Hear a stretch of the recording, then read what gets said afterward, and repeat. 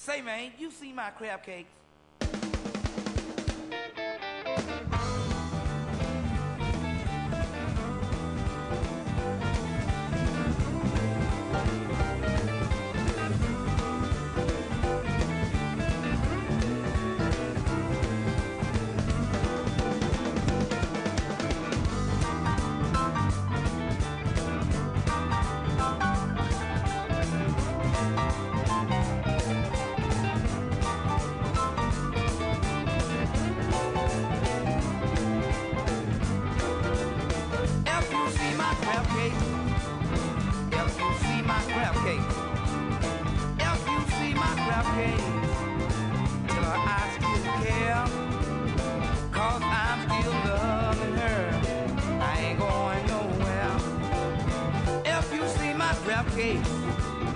Till I'm all alone.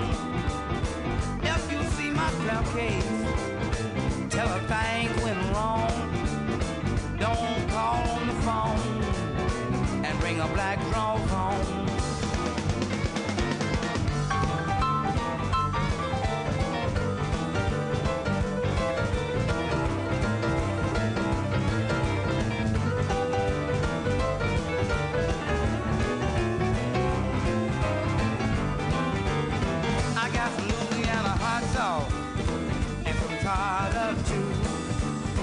I got some Louisiana hot sauce, a little tartar too. Come on, little girl, tell me what you want to do. Them Maryland crab cakes are the best in town. Them Maryland crab cakes are the best in town. So come on, baby, let's get Louisiana down. If you see my crab cake, have you seen my crab cake? If you see my crab cake, tell I'm all alone. Tell her I still love her, and when she come back home.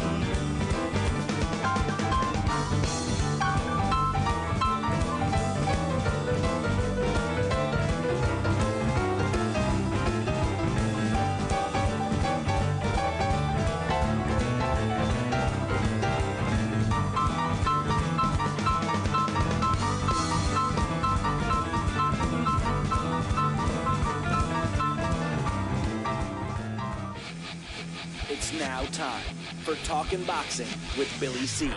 It began as a podcast, went live on the net, and transformed into a full-blown empire.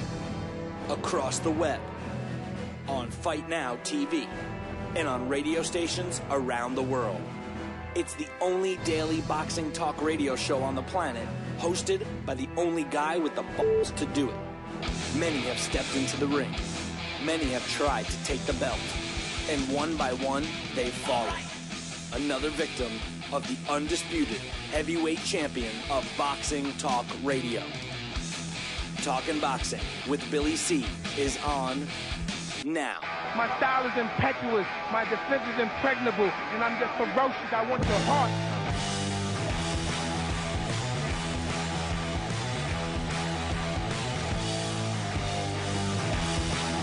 And we're coming to you live from the Billy C studio in Lake George in New York.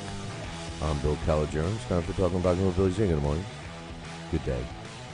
Good evening. Whenever you listen, hope you're doing all right. We've got a busy show scheduled for today like usual. First, got to tell you who the show's being brought to you in part by Campanaro and Tomkovich. That's right. If you're looking for a lawyer, you need to give the ones that keep my ass out of trouble. That's Campanaro and Tomkovich. Give them a call today, 845-221-4099. That's 845-221-4099. Hey, man, whether you're looking to buy a house, maybe you're trying to sell a house, maybe you got a matrimonial issue, maybe you need a will drawn up so you know how to spell my name and all that stuff to leave me all your stuff. You know, all of that. Whatever you need, whatever your legal needs are, even if you have a criminal issue, give Campanaro and Tomkovich a call. Tell them Billy C sent you, and you won't have to pay a consultation fee. That's right. Tell them I'm picking it up. 845-221-4099.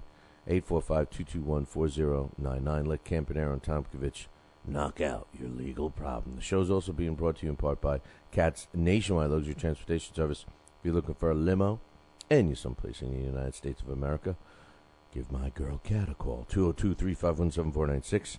202-351-7496. Cat's Nationwide Luxury Transportation Service, the official limo service of this year's Billy C. Boxing Hall of Fame induction weekend, November 16th, 17th, and 18th. Make sure you make your plans now. You can visit the website, www.billycboxing.com, for more information.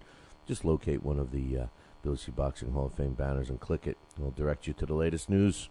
Cat's Nationwide Luxury Transportation Service will be transporting all of our special guests and inductees and past inductees from the living quarters over to the dining area where we're going to be having the main event. So make sure you give Kat a call if you need a limo and if you're someplace in the United States. But just remember one thing, she's my girl. 202-351-7496. And of course, my friends over at the Halftime Bar and Grill, Route 9, South Glens Falls. Hey man, if you're looking for great people to hang out with, if you're looking for some drink specials, maybe some food specials, look no further than Route 9, South Glens Falls, the Halftime Bar and Grill. Hey, I'm even donning their shirt. You notice this funky color shirt? My man Craig over at the Halftime Bar and Grill said, hey, man, you think you could wear a shirt on the air? Sure, man, give me a shirt. Anybody that wants me to wear their shirt on air, just give me a shirt. That's it, I'll wear it. It's that simple, man. Give them a call ahead if you want for a fantastic dinner, because there's always specials. Hey, you got to catch their prime rib special, man. I think it's like $15, or it might even be $12. I forget. Prime rib, you get salad, you get a potato, you get a veggie, the whole nine. Delicious, man. Everything's done right there, fresh on the spot. 518-792-4869. Don't forget the outdoor part of the facility is open now, too, as well. So they got the tiki bar out there. They got bonfire areas, some game areas. And, of course, don't forget about the full beach ball volleyball set they got, or field, or, you know, with all the sand and the girls in the bikinis. Yeah. That's what's going on over there. Give them a call ahead, 518-792-4869, Halftime Bar and Grill. And don't forget, if you like wings, make sure if you're a man or woman enough that you try the Billy C. hot sauce. You got to ask Craig to make it. He's the only one that makes it the right way. So, as usual, we got the mailbag to dive into. First, my man Jake Evans. He's like a rebel. This guy must be a rebel. I know he's a rebel. Because there's so many ways of submitting. Basically a piece of mail for our mailbag, and he's the only one that really makes it difficult for me, because he puts it on the screen. So I got to read it. I'm old, man. I can hardly see. I can hardly walk. I can hardly talk even. But Jake Evans says, here's why Rocky Marciano and Larry Holmes are at the same level. Holmes fought a little better quality fighters, while Rocky fought the marquee fights like Lewis and Moore. Both faced a great level of adversity and came back to stop their opponents. We can never. We've all learned to agree. I'm just going to stop and comment on something right now. We've all learned to agree that you can't. For all the people out there are going to say, oh, yeah, Larry Holmes fought the tougher guys, whatever. As long as they fought everybody that was available to them during their time, we can't complain. We can't blame a fighter on fighting all of the top contenders of his era if they all sucked. We can't blame the fighter for that. As long as he fought them all, the chips fall as they will. So, both of them fought everyone that was available. So I just wanted to make that comment. He goes on to say Rockies, and he's going to stop their opponents. And he says Rockies were more dramatic, but still both have great hearts, especially since Larry fought Ray Mercer and Holyfield when he was way past his prime, and he wasn't afraid to lose. That you got to give Larry Holmes a lot of credit for. He was not afraid to lose, and if you listen to his crying and moaning, bitching and moaning after every fight, he thought he won them all, except as a matter of fact, even for the Tyson fight, wasn't he like complaining that they stopped it or something? But anyway, He said both had their own ring identities. Rocky's was an all-offensive style, and Larry's trademark was the jab, of course. That sets up his offense. Both had fights of the year. Of course, Rocky Marciano against Jersey Joe, and Larry Holmes against Kenny Norton. He says, and that's what boxing's all about. I wish there were more fighters like that today. You can't love boxing and not appreciate these two warriors who fought their heart out more so than a Floyd Mayweather Jr. or Roy Jones Jr. I can't argue with you. Man. You know, the only thing I can do is complain about how you submit your email. That's it. You know, but yeah, both fighters. As far as being on the same level, I think Larry had more skill than Rocky, and that's been my thing about Rocky Marciano. You know, of course, he's one of my favorite fighters, but my hang up with it's not a hang up, but the reason why I give Rocky Marciano accolades is because he did not technically have any more skill than having a tremendous heart. He was always in great condition, and he was a warrior, man. I mean, he did everything else wrong. Now, there are some people that say, well, he had better defense than people give him credit for and everything else. You know, I've read a lot of stuff on Rocky, the beginnings of him and his road to professional boxing and all that. And everyone that ever saw the guy, even when he was established, said that he did everything wrong. I mean, he didn't really protect himself right. He didn't deliver punches right. At least by the book. He delivered them right for himself. He protected himself right for him. I think what made him a Hall of Famer is the fact that he was able to accomplish so much with so little. Larry Holmes, on the other hand, had a tremendous jab. Had deceiving power. Was a big guy. Was able to use, and he was very smart. I'm not saying Rocky wasn't smart, but Larry Holmes was exceptionally smart. And as far as dramatic wins, I can't help but put the win over Ernie Shavers as a dramatic win, because remember something, Larry Holmes went down. Most fighters wouldn't even got up.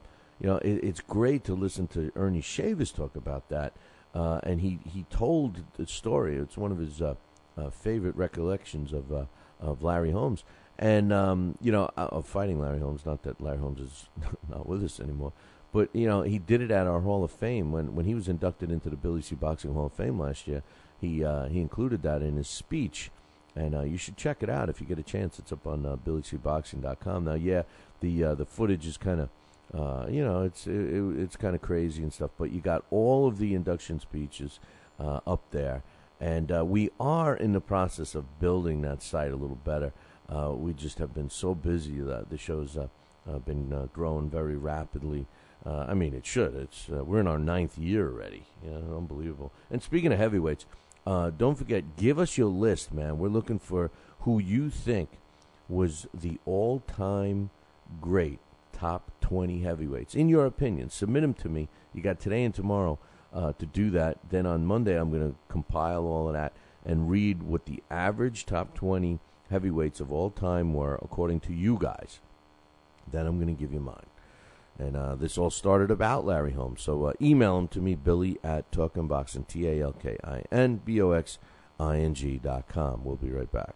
If you're in upstate New York and you need a trucking company, then you need Rosselli Enterprises. Rosselli Enterprises is trucking at its finest. They have it all. Dump trucks, dump trailers, walk-in floors, flatbeds, flow boys, tankers, loaders, and a full line of roll-off containers for any job, big or small. Rosselli Enterprises is also the source for all your sand, gravel, and topsoil needs. Visit them on the web at RosselliTrucking.com or call 315-433-5115. That's 315-433-5115 and tell them Billy C sent you.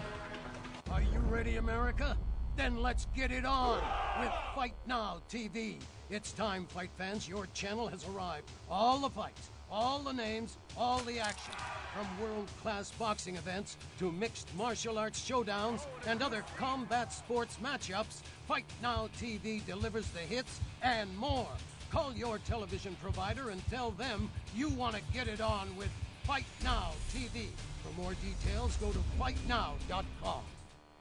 We've got a great matchup tonight. Fighting out of the left corner is the #1 ranked contender. No, he is not. I'm sorry, but who are you? I am the ideal computer. I am programmed to provide only fair and unbiased boxing rankings. This fighter is the #15 ranked contender. Fair and unbiased boxing rankings? That's a new concept. Actually, it is not. The IBO has provided unbiased computerized rankings for many years. Well, we've still got a great fight tonight, folks. In the left corner is the #15 ranked contender. The IBO, the champion of integrity. Learn more at iboboxing.com.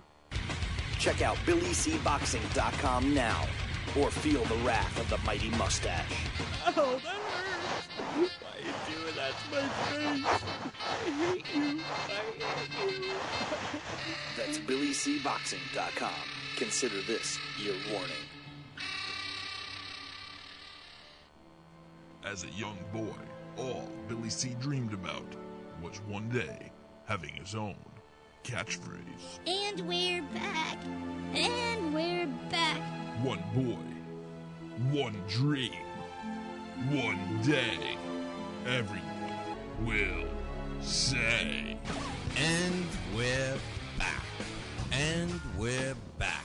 And we're back. And we're back. And we're back. And we're back. Catchphrase, coming soon to a theater near you.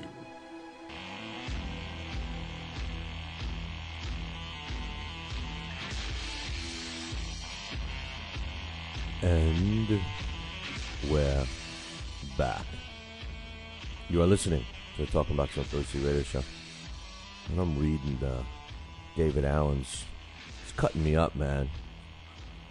If I didn't have such a thick skin and this fancy green Halftime Bar and Grill shirt on, I'd get upset with all the negativity that's coming out of his mouth from the other side of the pond. I could take it. I can't say it on the air, but I can take it. You got to go into the chat room to see what the guy's doing to me. But anyway, he's my man. I don't care. I don't care what I say about him. You know, I don't care what everyone else tells me about him. He's all right. Don't forget, I was saying before we went to break, man, submit your all-time great top 20. Now, I had some people that submit just the top 10. You know, they lose it. They can't keep their attention on the heavyweight division longer than 10. So, which is fine. You know, 10, 20, whatever. I'm going to list the top 20, for you guys. But yes, I'm joking. He's asking me. He says, "Oh yeah, well, you got to go in there to see what he's saying." But anyway, EQX says. You should have your own signature Billy C. crab cake sandwich at the Halftime Bar and Grill. I get a lot of people talk about that crab cake song. It's funny because we were in the middle of doing a different musical artist every single week. I'd showcase a bunch of them. We had all kinds of them, and the crab cake song.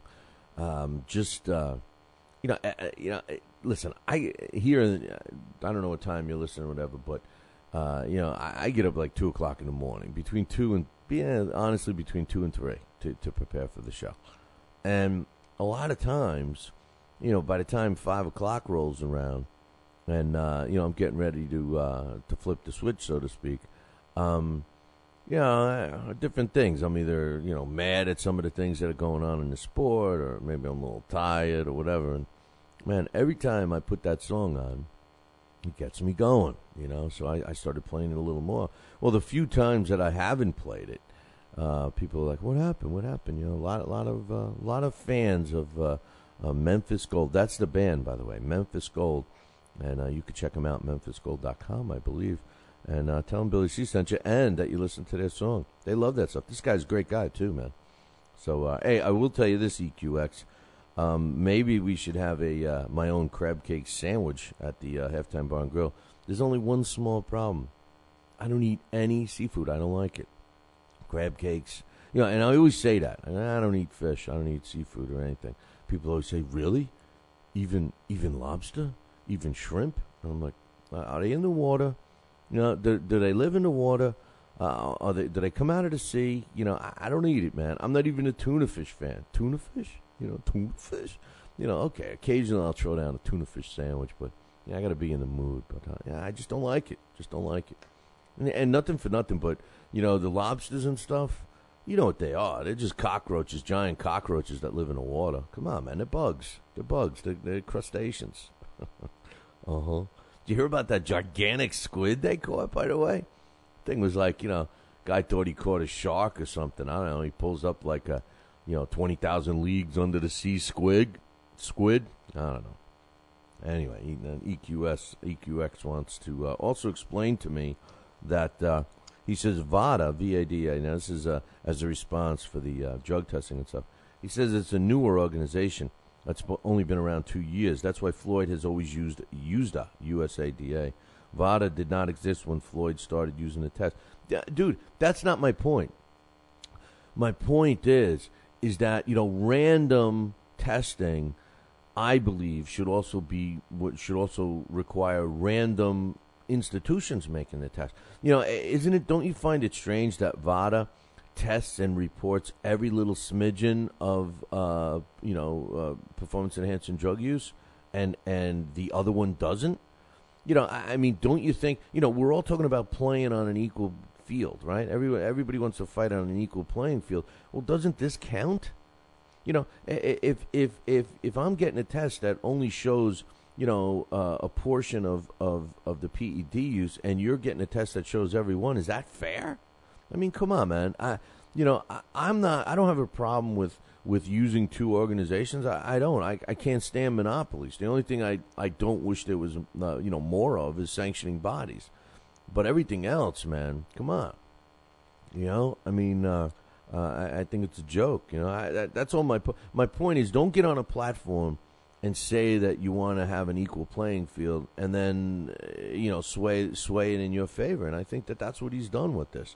But I'm not as up to it as Gabe Montoya is from Max Boxing. So follow that guy. He knows what's going on. From Bajorn, he says basically same thing. He says VADA was just started last year. He's saying last year, and EQX is saying 2 years it's been around. So I don't know. So it's close between 1 and 2 years. He says it was started last year by Dr. Margaret Goodman. Oh, I didn't know that. I actually have a book by her, Ringside Principles, Training Principles. It was put out by Dr. Margaret Goodman. He says that's why we're just starting to hear about him now. Floyd started using these tests after the Oscar De La Hoya fight in 2007. Up until last year, there was only one agency, the USDA. And the reason why some promoters are using the VADA is because it's cheaper than USDA. Picture that, promoters being cheap. You got that one right, but John, their motto is don't spend a penny on it. Yeah, but why? I mean, in this case, wouldn't you want to spend a couple of extra bucks to use the one that doesn't show it all? I mean, this is the argument here. The VADA shows every single reports every single trace element of a PED.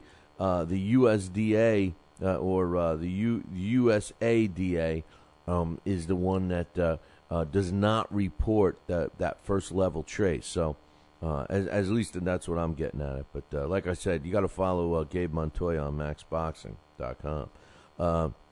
He goes on to say, now, just because a cheaper alternative comes around doesn't mean that's good enough reason for someone to switch, especially when USADA has been doing this for so long and VADA is only a year. Nothing against them. I'm sure VADA is a world-class. Yeah, you see that? You guys are missing my point. My point is that if I have no issues with using either one, as long as both have to draw the, just as if it's random, all right? The fighters technically do not know. They're not supposed to know when they're going to get that phone call or, the knock on the door. Hey, here, roll up your sleeve, I don't think that they should have. I don't think that they should know which agency is going to test them either. I mean, doesn't that truly make it an even playing field? If you're gonna have random testing, let's have random organization. And by the way, if one is better than the other, don't we need to set up that? Don't we need to set up the ground rules first? How can we be looking at one organization accept their findings and accept their reports enough to make a fight not happen when the other one doesn't even report the same levels. That's my opinion. I mean, that's all I'm saying. I just don't know enough about performance-enhancing drugs or anything. I never claimed that I did. All I'm saying is that I think that it should be an even playing field. That's all. Totally across the board. I'm supportive of Floyd when it comes to that. I agree with Floyd. I think that that the fighters should be equal. I don't want to fight somebody that's all juiced up and wants to rip my head off. I mean, the thing is I just want to be able to make sure that we're both getting the same type of test. If that means that for a particular fight you flip a coin and you choose one agency and both fighters get tested by that one agency, so be it. But once you're given a fighter a choice, it's like the same thing. Now they're letting you fight with different gloves. They're giving you a choice of gloves. Well, there was one time when they didn't give you the choice. You had to make that arrangement prior to the fight, and it was a consolation if you wanted Everlast and somebody else wanted Reyes or whatever. The fight was contracted to use a specific glove. As long as all of that stuff is laid out, I guess I'm okay with it. I just didn't like, that one guy picks one guy picks another, and oh, by the way, they don't test the same tests, or they don't report the same tests, I should say. But anyway, another one on the Gabe Montoya says, I think it's important to point out that Gabe Montoya of Max Boxing, this is from Alex T, by the way, he says that Max Montoya of Max Boxing has not come out publicly and said Mayweather has failed any PED tests. It was actually a writer for the Examiner named Mark Malowski who suggested that based on one of Montoya's recent articles. I never said that he did, I don't think, and I didn't imply that. I said that an article that came out was scathing enough, or was left the door open enough to have Golden Boy threaten him with lawsuits. I spoke to Gabe myself. I called him and I spoke to Steve Kim, and neither one of them would talk about it, and they said that it wasn't, and I was just trying to find out for myself to learn. I wanted them to educate me, not that I would have discussed it publicly here on the show. And they being friends with Steve Kim and now, of course, with Gabe, I respect their opinions. I respect their findings. They respect me. They knew I wasn't going to say anything, but they were so uptight about this lawsuit and making sure that all their ducks are in a row to protect themselves and their company, which is Max Boxing, that they thought that the phone lines were being tapped. That's how serious this has become. So, and that's what I was saying. Now, hold that thought. I got to take a break. I'll be right back. Are you ready, America? Then let's get it on with Fight Now TV. It's time, fight fans. Your channel has arrived. All the fights, all the names, all the action. From world-class boxing events to mixed martial arts showdowns and other combat sports matchups, Fight Now TV delivers the hits and more. Call your television provider and tell them you want to get it on with Fight Now TV. For more details, go to fightnow.com. Broadcasting in all corners of the globe, on the web and radio. He would scoff at a stretch of that man, I would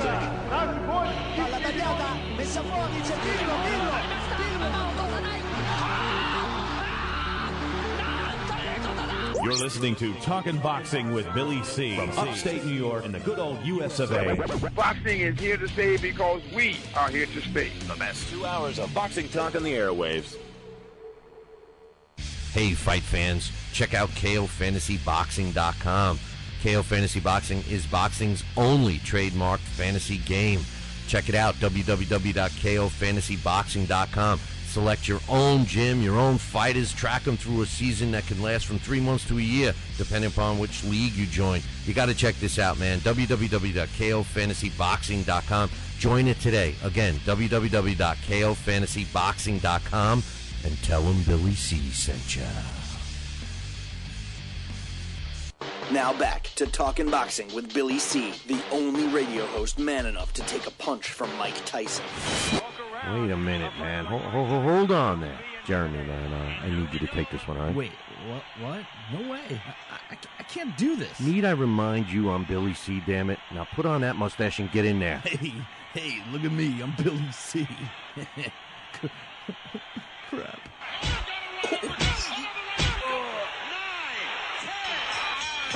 The undisputed heavyweight champion of Boxing Talk Radio. It's Talkin' Boxing with Billy C. Test 1 2. Test 1 2. My fellow Americans, good evening. Welcome back to Talkin' Boxing with Billy C. It's great to be here discussing the sweet science with everybody. I love boxing. I love talking boxing. It's what I do. Bill. Wait, what? Bill. Why are you interrupting? Yeah, Wait, what? Wrong. What's wrong, the problem? Billy What? C. I did not have... We're going to have to ask you. Wrong speech. What do you mean wrong, Billy C? What's going on here? Fine, I'll go. I just wanted to talk some boxing on TPS Radio.net. That's all I wanted to do. I don't need your damn show. I'll get my own talking wrestling with the other Billy C. Yeah, that sounds good. Yeah, I've always been a Hulkamaniac anyway. Broadcasting live, brother. Welcome back to Talking Boxing with Billy C. on the mighty TPS Radio.net, brother. What you gonna do, brother?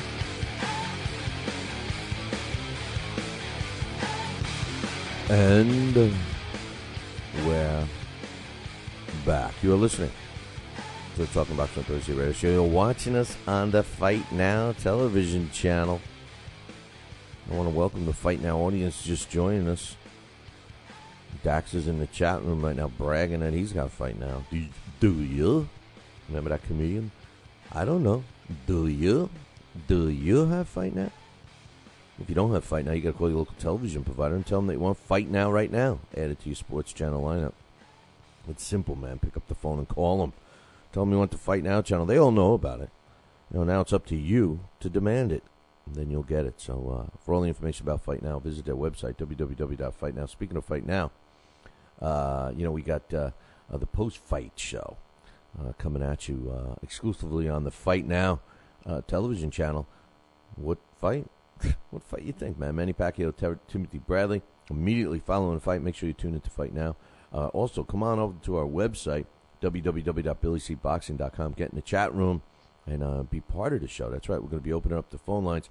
And it was confirmed yesterday. I'm going to be speaking with Tony Treem, our heavyweight spotlight expert, who's part of the show. And I'll be looking for his next segment next week. As a matter of fact, on Tuesday we're going to be doing it. So make sure you tune in for that. But Tony's going to be ringside covering that fight. And we're going to call him as soon as the fight's over and get a ringside report about all of the action that took place on that card on Saturday night. Speaking of Tony, he's also going to be covering the Kelly Pavlik fight. He's going to be busy this week. Do I have to tell you where that was from? Frosty the Snowman. But anyway, we're reading the, by the way, for all the live listeners, and speaking of Fight Now, tomorrow, Friday, the only place you're going to be able to get a Talking Boxing with Billy C show is on Fight Now. So listen, man, you've been waiting to get Fight Now. You better, this is the time to get it. Plus, they're going to be broadcasting their event of their own, the Storm event, which is coming at you from Montreal over the weekend as well. So I'm reading an email from Alex Thompson, and he says, he read an article from Stephen Edwards, and he asked Stephen Edwards asked Gabe Montoya directly about whether he felt that Floyd Mayweather was taking a drug, and he said because Montoya's not responding because of the lawsuits, threats, and all of this, he said that he should ask Golden Boy. And according to Alex, he said, I had to read Stephen Edwards' article several times because, frankly, the language he used to describe the testing procedures of both Nevada and USDA, USADA, is extremely complicated. I believe that where there's smoke, there's fire. And while Montoya is not denying that Mayweather failed these tests, he is denying that he made the information public. And in Alex's opinion, he says, I think he knows more than what he's saying. but he's being extremely careful what he puts in print due to major legal ramifications. That's 100% correct, and I got that right from them. He says, the part I found most interesting about the article that was written yesterday, he says, was that Montoya suggested that Golden Boy seems to have a major influence over the testing procedures in Las Vegas regarding certain fighters, most notably Floyd Mayweather Jr. And in Alex's opinion, he says, I think the story is going to explode in the coming weeks, and when we get the facts, and then ESPN runs with it, watch out. Thanks for the email, and you're right. And that's exactly what Gabe told me. And he said, he mentioned that about Golden Boy, that they do have a bigger influence and they keep it quiet. And that is why they're threatening with the lawsuit. So, my thing about this is that I wouldn't, don't take this wrong, but I wouldn't get as mad. I would be upset, but I wouldn't get as mad as I would if it turns out that they are covering up something, and especially if it turns out that Floyd is involved, because they're the ones that are acting like they're so clean.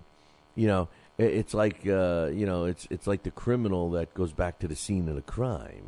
I mean, the bottom line is, keep your mouth shut. And whatever. Don't tell everyone that you're the squeaky clean guy and you're the one juicing, and you're pointing the fingers at everybody else, especially to Pacquiao. Could you imagine? And this is just hypothetically, but can you imagine if it comes out one day? I mean, I'm hoping it does, because you know how I feel about the guy. But could you imagine if they can prove that Floyd indeed was cheating after all of the defamation suits and everything against Pacquiao and all the allegations and all the stuff that he said in public about Manny Pacquiao? I mean, I honestly wouldn't be happier to see Floyd just blow up in flames, burst into flames. And the sad part is going to be, and I mean this, the sad part is going to be all of his cronies, all of the Floyd fans that think that this guy is the greatest thing since taking oxygen, since breath, since we breathed our first breath, what's it going to do to them? Somebody better put like mass suicide watch on it, because these guys just don't. These Floyd Mayweather fans that think he's like a god, the ones that drank the Mayweather Kool-Aid, and you know who you are. But the thing is like these guys would be devastated. They'd probably turn their back on the sport, and that sucks. But anyway, my man Lane 99 says, loving your show, Billy C. Thanks. He says, by the way, it's Gabe Montoya, not Max Montoya. Yeah, I know. Alex was goofing on me yesterday in the chat room, and I said, and I'm saying Gabe, and Max goes in the, Alex in the chat room goes, it's Max, and I was like, Max Montoya, and then he does the old LOL thing, but anyway. He says it's Max. I know. He says all the credit to him for not being the kind of yes man most boxing so-called journalists are. I agree with that 100%. Can't stand. Well, you know what it is? Because a lot of people in boxing today that are writers and stuff, they don't know what the hell. They don't even know the sport. They're just trying to get a free seat. I hate to say it, but that's the truth. And I was criticized with an email, I think, a few weeks back about, what the hell, you won't. This guy's not good enough to be in the sport. This guy's not good enough. What do you mean by boxing people? I want people involved in the sport of boxing that know the sport of boxing, and that doesn't necessarily mean. I mean, I've talked to a lot of trainers that believe that a good trainer can only be a guy who previously fought. I've talked to people that say, well, a boxing person is only somebody that's fought professionally at one time. I don't agree with that, but I do agree that you have to know the sport. I say this all the time about Dan Raphael. Dan Raphael may be a very good writer, but he's not a boxing person. Believe it or not, he's not a boxing person. He doesn't know the sport. And proof for the pudding on that is very easy to find. All you got to do is read one of his articles. Now, one of his articles will show you that grammatically he's correct with everything he writes, and the structure of his article would bring a tear to an English teacher's eye. He does it all perfect, but he never once gets into the technical aspects of a fight. He'll tell you all the behind the scenes stuff. He'll tell you, what the guy ate, what he crapped out, what he weighed, everything will be fact. And I, for one, when I see an article by Dan Raphael, I take what he writes and his reporting as fact because the guy is so thorough in that respect. We here on our show call him the Entertainment Tonight of boxing, not because he's entertaining, but because he uncovers all of the stuff. But as far as knowing the nuts and bolts of the sport, knowing a left hook from a fish hook, he doesn't have a clue. And I think that, I'm not saying a writer has to be a former fighter, but he should know it. He should know about the sport. He should know a little bit of the history. He should know, the difference of a punch. He should know how to pronounce people's name. Oh, no. He shouldn't have to know how to do that. That's a cut on myself, in case you don't know. But anyway. He says he goes on to say, it wouldn't surprise me in the least to find out Mayweather was a hypocrite and he himself has been taking PEDs. I agree with you, Lane, and that's been my whole point, and it will really piss me off a lot because, I agree with Floyd trying to clean up boxing. Well, first of all, I don't agree with it that it was his task to undertake, but I would pat him on the back for getting the ball started. But then if it turns out, it's like the baseball player that said, "Read my lips, I did not take steroids." And then the next day in the newspaper, Palmero, right? The next day in the newspaper it says, Palmero test positive. It's like, I shouldn't have said that. But anyway, he also goes on to say, par for the course for him and his supporters, referring to Floyd taking PEDs. He says they whine about the speculation surrounding Mayweather now, but we all see how gleefully they piled on the Pac-Man despite zero evidence. The only evidence that they put on Pac is his physical accomplishments, the muscles in his eyelids. The truth of the matter is that you shouldn't. Nobody should even be saying anything about Floyd either. It's just that these little things are leaking out. Now Floyd did take a steroid at one time. We know that. When he for his hands, he had some kind of a steroid to help heal his hands. Now I don't know. Obviously, he can't still be taking those if he's being tested. So, and I guess that was okay. And. Whatever. I just, this whole thing, I just feel that, we need to be educated on it, not only us to talk about it, but, the fighters and the people that are, ordering these tests. I mean, they should have mapped out and explained what the tests do, explain that this company does that and that company does this, and all that stuff, and then do the law. It's like everybody, take this vitamin. It's like the Cheech and Chong movie. Hey, oh, man, I got a headache, man. I got a headache. Oh, yeah, take this. He pops. Oh, wait, don't take that, man. Yeah, it's like that. It's like, okay, everybody's got to get tested for the PEDs. Everybody gets tested. It's like, oh, wait, don't do that, man. Don't do that. But anyway, Lane, you the man. Lane99 giving us his email. The last email here in the bag, actually, comes from our very own, I call him our very own Runcie. Now, if you were smart enough to attend last year's Billy C. Boxing Hall of Fame induction weekend, now David Allen apparently is a few fries short of a Happy Meal, so he wasn't smart enough to do it. And then again, it was only $5,000 to fly over here. But, you would have caught one of the most interesting presentations that we had. Not that yours wasn't interesting, Austin. Austin's going to be calling, what about mine? I crack jokes and everything. No, stop it, Austin. I don't want to hear you complaining. Austin's going to be crying. How come my name wasn't mentioned? How come you didn't say about my presentation? I just did, Austin. It was great. It was great, Austin. Go back to bed. But Runcie did this presentation about art and boxing. And it was, in my opinion, it was fascinating. He was able to show us that even as far back as the Egyptian times, that they actually boxed. And he showed the drawings and the paintings on the walls of caves and stuff, wherever they were living, Flintstone's house and stuff, And it was rocky granite against slate, no.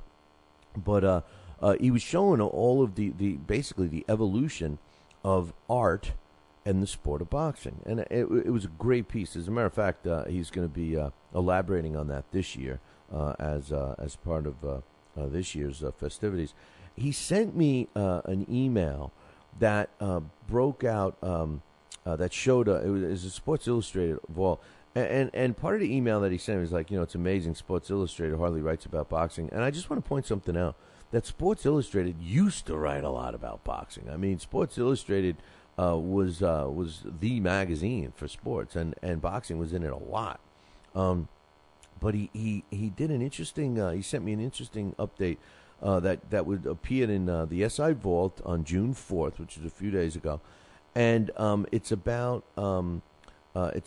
a fellow named George Bellows. Now, George Bellows was an artist, but his background actually was in sports. He played baseball and football. He was not football, basketball. He was pretty talented, and he got offered scholarships and everything else, and he chose to just become an artist and went away and did that thing. Now, this guy's was born in the late 1800s. He started school in 1892. So to give you an idea of how old he was and what era he lived in, and he was big for that time too. By the way, he was 6'2". But anyway, this was a guy that was actually playing in the semi-pro ranks for baseball and basketball, and he went on to become an artist and everything else. Now, his studio that he lived in during the time in New York City was on 65th Street and Broadway, which was right around Sailor Tom Sharkey had a bar there. When he retired, he was running a bar. Now, Sailor Tom Sharkey was always in trouble with the cops and everything else.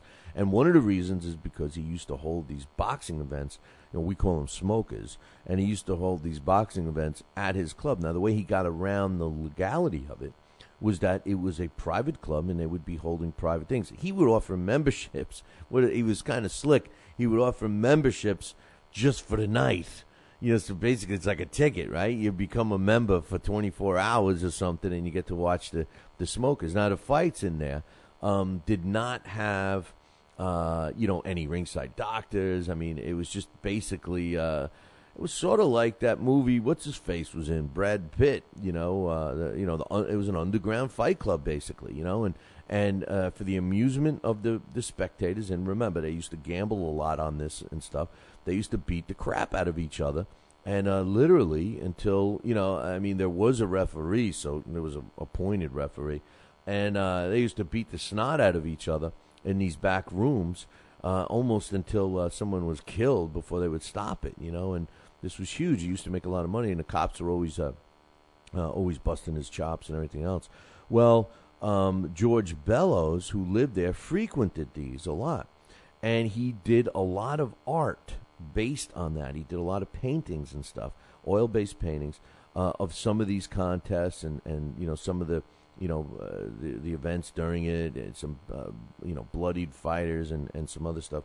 And it's been all this time that they haven't been shown and everything. Well, apparently on June 10th, George Bellows, the late George Bellows, will be his comprehensive retrospective of his work the past 30 years, including the art of boxing, will be on display at New York's Metropolitan Museum of Art.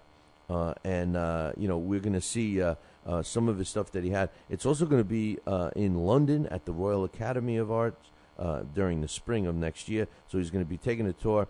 And, some of people like Charles Brooks said to him that, these oil paintings and lithographs and drawings of boxing, he says, Bellows is an intensely serious, ambitious artist speaking to the entire history of art. His work can appeal on a popular level, but aspires to be the highest place in culture. So, hey, if you're interested in seeing this stuff, check it out. Let me know what you think. I would love to learn more about that. And I appreciate my man Runcie, who's an artist in himself, and he's got some stuff, man. He's got some great paintings. And my favorite, I forget what he called it, but he knows which one it is. It's the view of a fighter who had just been knocked out. And you see, it's great, man. I think he showed some. I think he's Dax is in the chat room now. I'm pretty sure he showed that one as part of his thing, right? When he did his presentation, it was my favorite one. He had sent me all this stuff, and basically it's a fighter who has just been knocked down or knocked out, and you see him looking up. So from his view, you're seeing a piece of the ropes. You're seeing the trunks of the guy who just knocked him out. You're looking up at the lights. You see the referee coming over. All of this in his painting, and man, it was captivating. It gives you chills when you look at it. The guy is a fantastic artist, Runcie.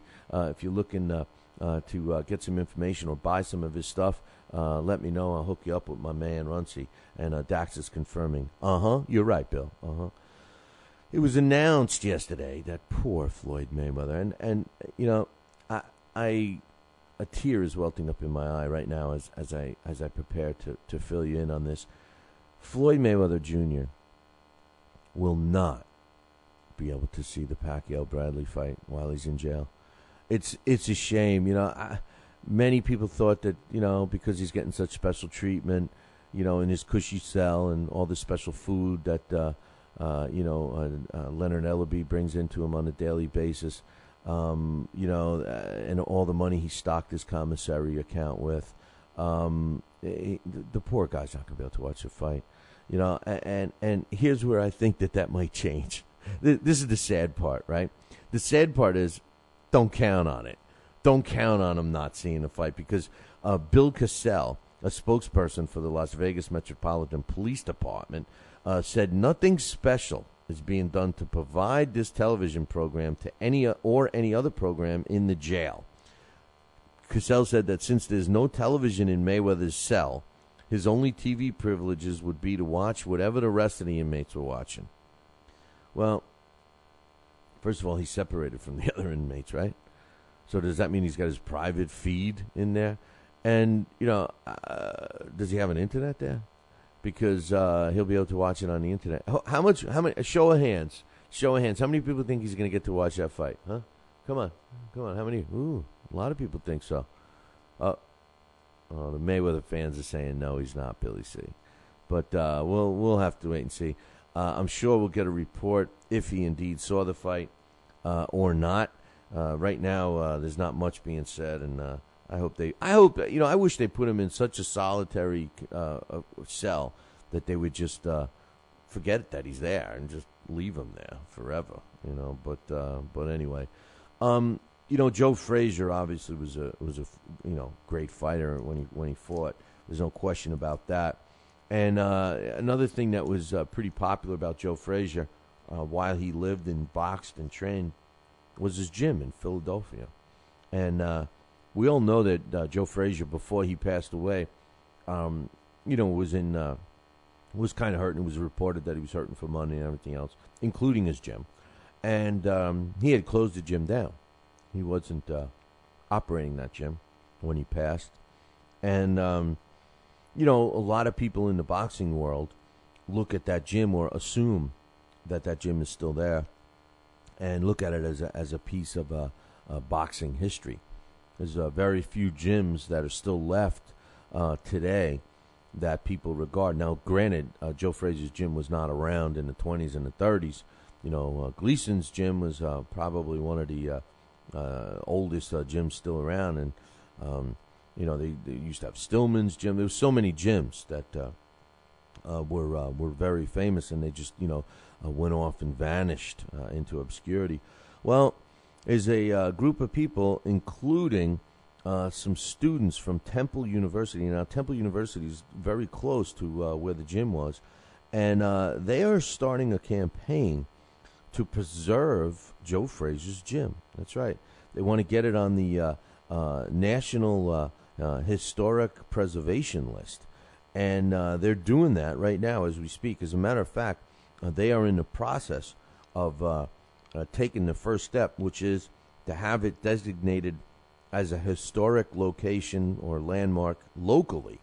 And students at Temple have already begun the process this month. So, it just started, obviously. And they're submitting a nomination to the Philadelphia Register of Historic Places to protect the Joe Frazier Gym from adverse alterations and demolition, to have it demolished. Then the next step is to have the gym be placed on the National Register of Historic Places, so it's identified as such, and it will preserve, when people are interested in buying this building, that they preserve its history at least, and they would have to assist in preserving that. So I think that's a great move. I say hats off to those students, and the way business is. I mean, in case you don't know, Frazier's Gym is located on North Broad Street in Philly. And right now, the way it sits now is it was a warehouse that was converted into the gym, and it's got a discount furniture store. It's a discount furniture store, and a couple of floors of just vacant space. This is where the gym is. So that building, they're trying to get on this endangered list, and then it would be preserved. So I think that's a great move by these kids, and I hope they do well with that. One last thing before we take a break, we're scheduled to have Dax Khan come on, and I'm going to talk to him a little about the fights that took place last weekend, the big fights this weekend, and let him do his weekend boxing roundup. But we talked about this on Monday, and everybody else is just getting around to it now. But Arthur Abraham will be fighting Robert Stieglitz in Germany. It's taking place August 25th. It will be for Stieglitz's WBO super middleweight title. I just want to say this about this fight. I love this fight, and I'll tell you why. First of all, Arthur Abraham has always been one of my favorite fighters. I personally think he made a mistake in moving up into the super middleweight division. He never fared as well as he did in the middleweight division. And although he said he couldn't make weight and everything else, I'm not so sure. I think he just took the opportunity of getting in a Super 6 tournament and all that stuff. But let me tell you this. Robert Stieglitz may be a name that you don't know. Maybe a name that you don't know much about. Because he's, predominantly a European fighter and everything else. But this guy is a no-joke fighter. He really is. He's a no-joke fighter. He's a guy that was a marginal boxer, and then all of a sudden he wins this title, and he's gotten better and better and better. Now, our latest rankings were published the other day, and we happen to have Stieglitz ranked at number 4 in the world, one notch above Arthur Abraham. So the winner of this fight, as far as our rankings are concerned, is going to be a major player, and they both are already, but a major player in the super middleweight division. I like this fight.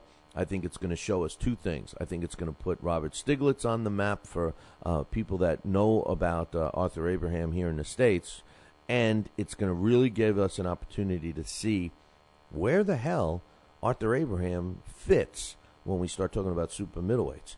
Because trust me when I tell you, Stieglitz is the real deal.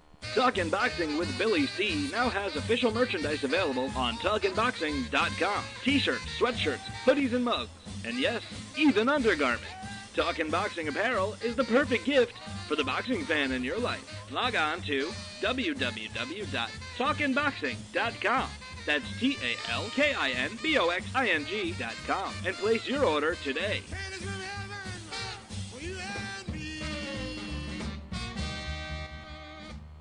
Join us here for 2 hours as Billy and the gang do what they do best. Every time I start talking about boxing, a white man got to pull Rocky Marciano's ass. Rocky my town, it was good. But compared to Joe Louis, rocking my town ain't. Hit Joe Lewis's ass. Joe Louis was 75 years old when he fought. Huh? What? We're supposed to be talking boxing. It's Talking Boxing with Billy C.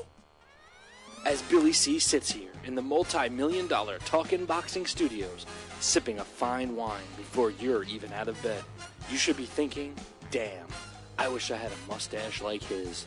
It's the Talkin' Boxing with Billy C show. He's Billy C, and you're not. Sucks to be you. Now let's dig into our archives and hear a rare interview when Billy C first became the champion of boxing talk radio. Hello, Billy C. As the new champ, can we ask you a few questions? Why, certainly. Okay, your fans would like to know how you and your corner have successfully walloped the competition. We're not ordinary people. We're morons. Anything else? I'm a victim of circumstance. Did your success finally come when you made the show 5 days a week for 2 hours? What do you think? I'm trying to think, but nothing happens. Now, please tell the listeners what you've learned from making it this far. Certainly. If at first you don't succeed, keep on sucking till you do succeed. Great words of wisdom, Billy C. Keep up the great work as the undisputed People's Champion with your show, Talkin' Boxing with Billy C. Any last words to anyone who's listening? This is your fault, you bonehead.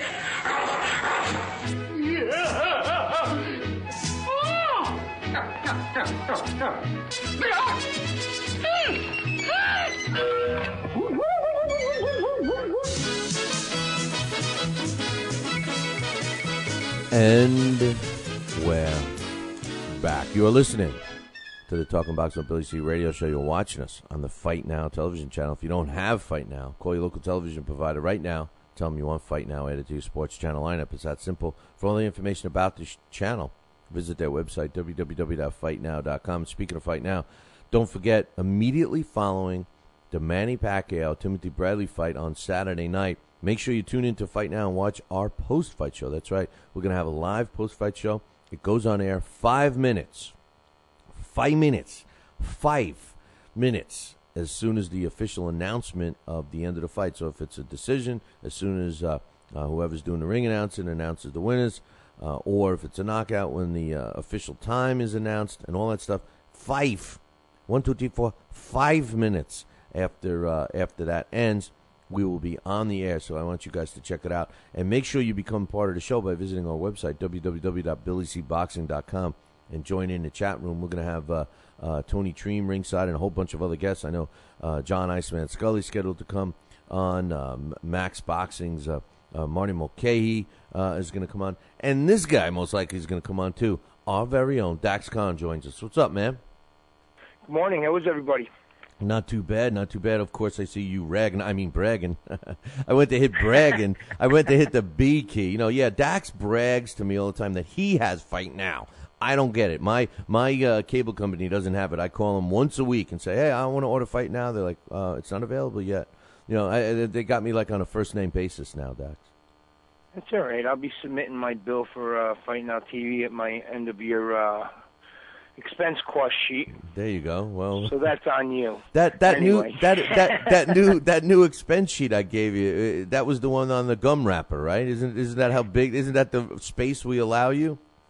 Yeah, well, it's like an inch. I figure I already chewed the gum, and I haven't thrown out the piece of wrapper yet, so I might as well use it. How did they slip you the gum, man? They were supposed to just send you the wrapper, but hey, I think the gum was chewed when I got it. Yeah, there you go. The only thing I can't ever had with a ball. They were like, no, it's just broken in. Let's talk a little about the fight from last week. Antonio Tarver, Latif Coyote. I didn't get a chance really to talk too much about it this week, but you know, my opinion on that fight, Dax, was I can't argue with a draw. I wouldn't have argued with anybody if they said Tarver won by a round, and I wouldn't have argued with anyone if they said Coyote won by a round. I think my biggest hang-up was the way both fighters acted after the fight. I mean, Tarver acted like a chump, and so did Latif Coyote. What's your thoughts? I think Coyote acted like a bigger chump. I think Tarver did what Tarver was supposed to do. I mean, he was the underdog. Nobody really expected him to go in there and last 12 rounds with Coyote because, you know, Coyote with his power punching, and I guess, you know, Tarver's proven his comments from ringside, even though, might not have always been appropriate, they were slapping, because I don't think Coyote ever hurt Tarver. I know Tarver did hurt him a few times. But, so I think Tarver was more in there just having fun. I don't really think he took it that serious. Coyote, though, my gosh, I've never seen somebody throw a tantrum like that.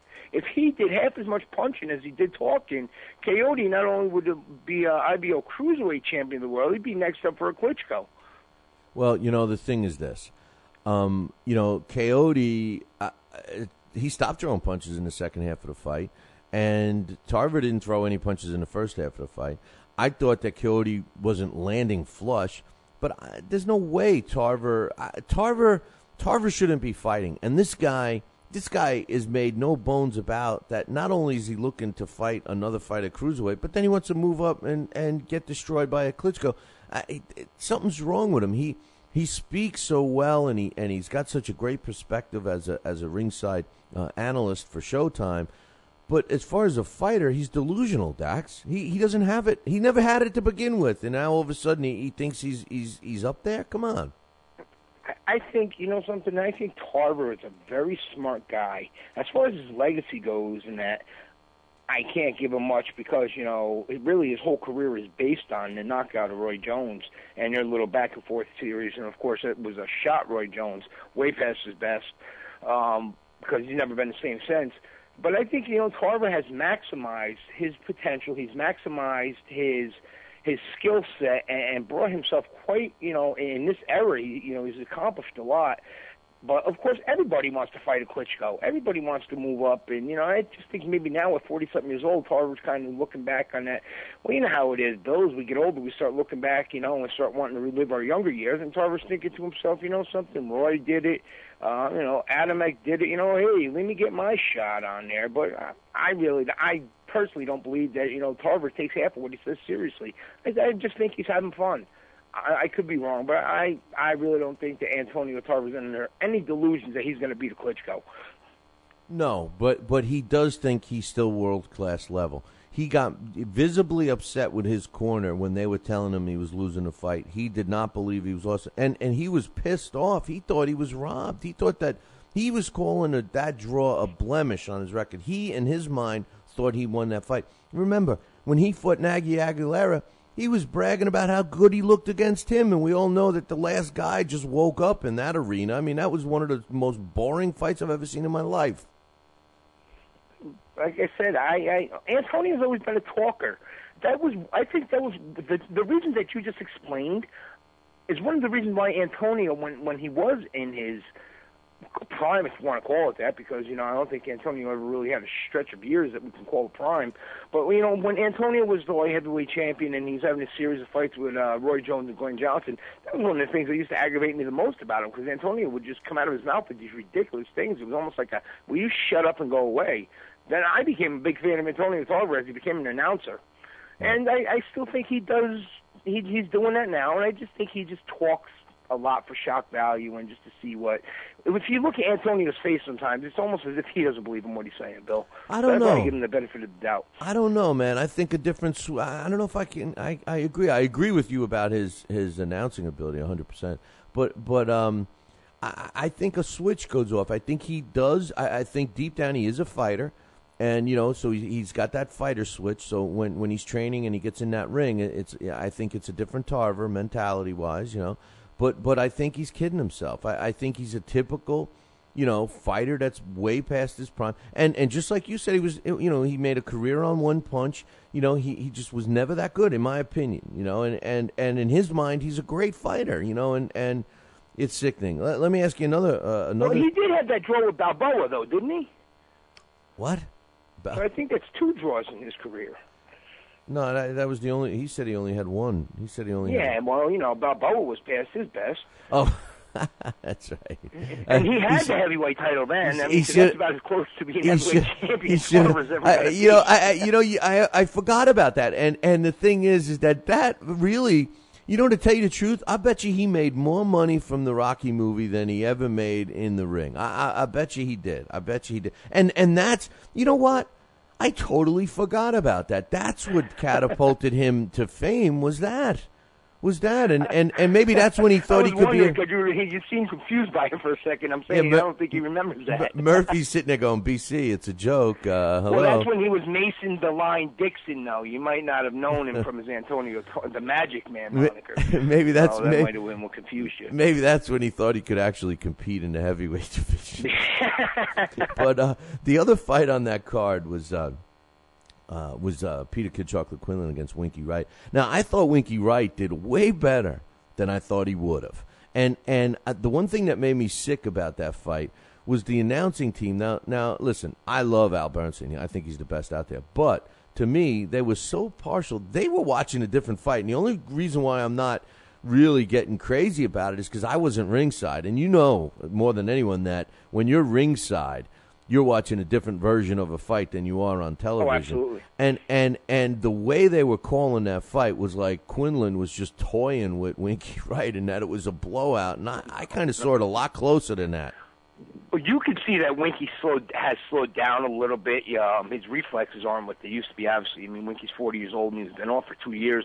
And even before his last fight, he wasn't really that active for the couple years before that. So, just age and inactivity has slowed him. But considering those things, he looked darn good against a kid that's supposed to be one of the next sensations in that division. And I don't know what they were talking about. Well, his next fight, Sergio Martinez or Julio Cesar Chavez Jr. Listen, do yourselves a favor. Keep Peter Quinlan away from either one of those guys because when he fights them, he's going to be missing 2 teeth in the front instead of 1. And you know something? They're going to knock that stupid haircut off the back of his head. Yeah. Quinlan, he was exposed in that fight by an aging Winky Wright who was never a hard puncher in the first place. That kid's not world class. But Winky was always a good defensive fighter, and you got listen. He's the wrong opponent to fight to try and make you look good. I tell you that, But even at his age, though, at least I agree with you saying not land clean on Winky, but he should have been really, all night driving him back, kept Winky on the defensive all night, and Winky shouldn't have even been able to get a punch off on a young kid like Quinlan. But you know what, Winky didn't do too bad, like you said. So yeah, they're big. Coyote and Peter Quinlan that night were both exposed. Yeah. Now, my opinion. Also, one other fight on that card. Now, you like me know Delvin Rodriguez, and I was a little disappointed in him because, he wasn't. More people were disappointed in Trout, by not making a huge statement, especially when he seems to have emerged as the candidate for Canelo Alvarez.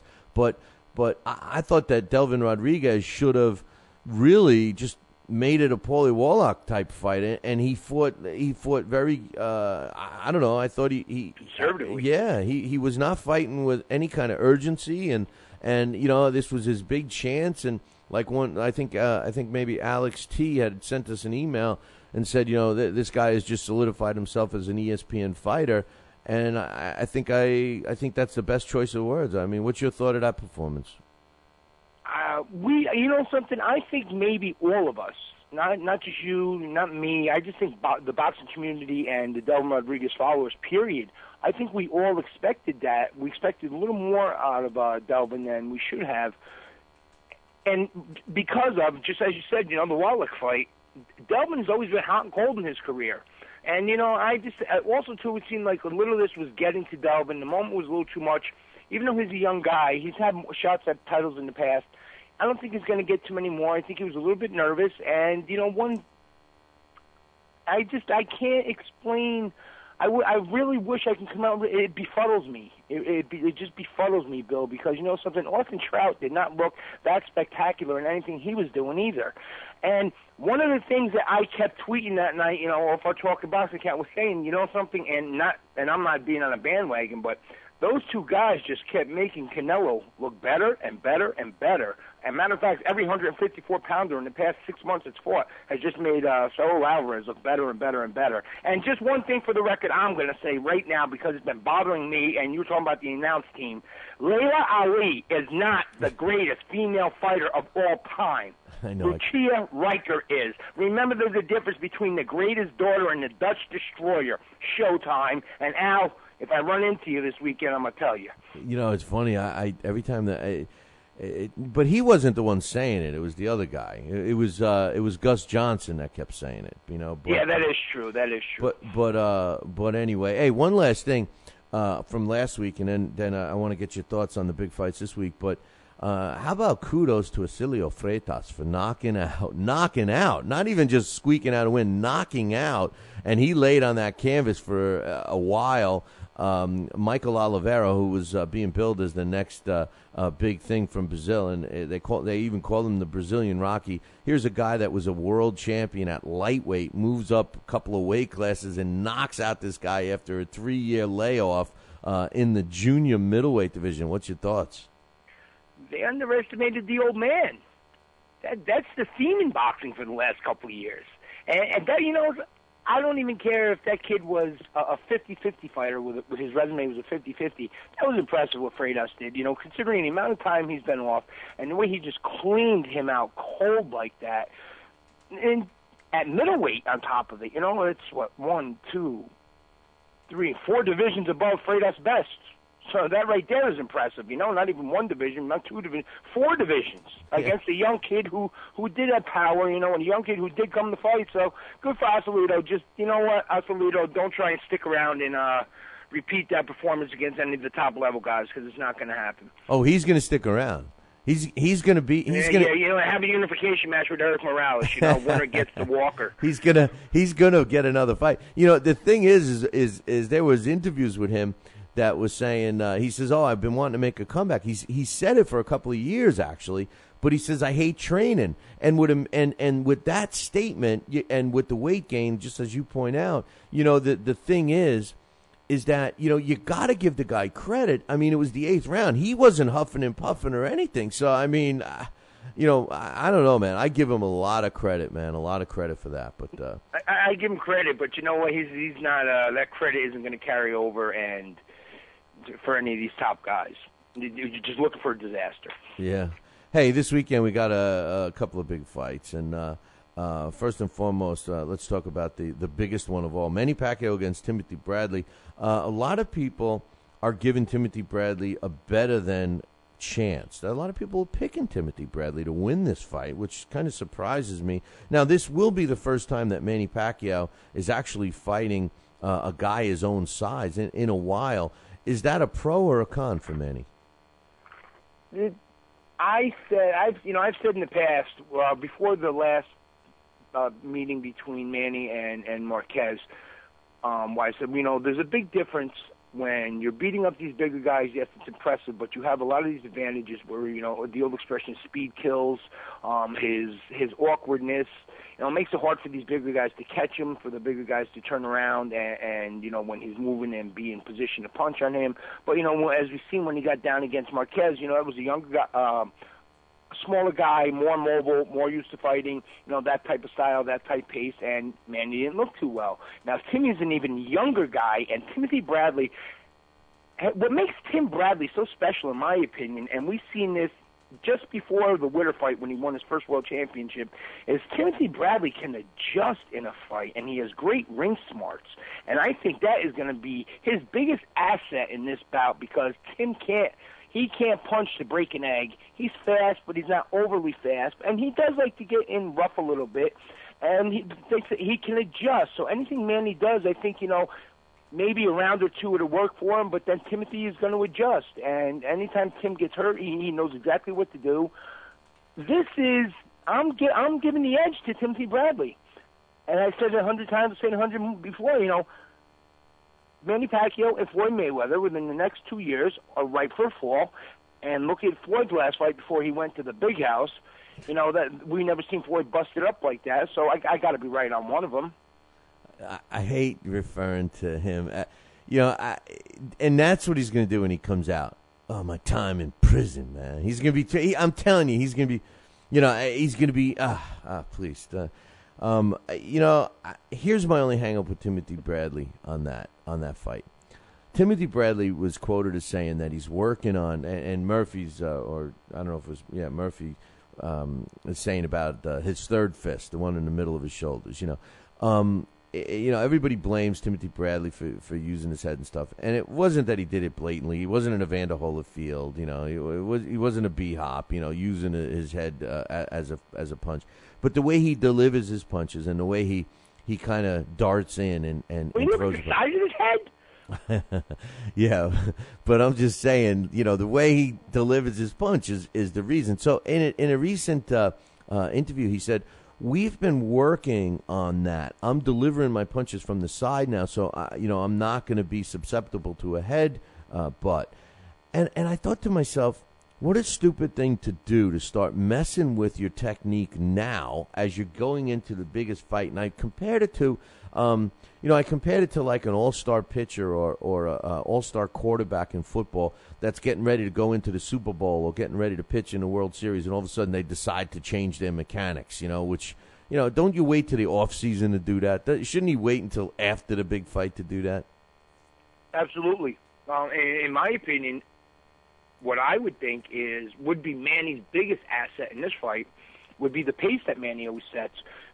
Timothy Bradley doesn't really fight a high, quick pace that Manny does, and I think that would be Manny's movement around the ring, and the way he delivers those awkward punches, and just the amount of punches that he throws. Personally, I think that would have been his biggest asset against Timothy Bradley, even though Tim can adjust. He's not a fighter who likes to fight a fast pace, and he's not a fleet-footed fighter. And I think that's why Devin Alexander lost, is because Devin Alexander didn't use his speed, and he didn't move around a lot, and he let Timmy get in on Timmy's own fight, and Alexander lost at Timmy's game. So doing the same thing, because of the way that he can adjust, yes, exactly, you hit it on the head. Moving around and changing your style at this point in time, not very smart. The other thing, too, is Manny Pacquiao, he's already got his ass kicked a couple of times by Jinky, right? Wasn't it reported this week that they finally admitted that they were having some serious marital problems leading into his last couple of fights, and that's what they're blaming his performances on? I don't know if that's BS or not, but I did hear from some sources in the Philippines that he has been having some marital problems. I'll tell you what his problems are with his last few performances not being as impressive. He doesn't listen to Freddie Roach. Really? See, I always thought everything Freddie said. I don't care what anybody says. He doesn't listen to his trainer. And you know something? Now he's his personal life has been so bad, and he's been so upset about, and it's been weighing so much on his mind, his performances, but, hasn't stopped him from going out having a good time. You know what? What's going to affect you more, Bill? Going out, having an argument with your wife, or going to an 8-week training camp and not actually doing any training till 3 weeks before the fight? Listen, man, he's got the classic problem that a lot of guys have. He lets the entourage. No, he lets his little head do the thinking for the big head.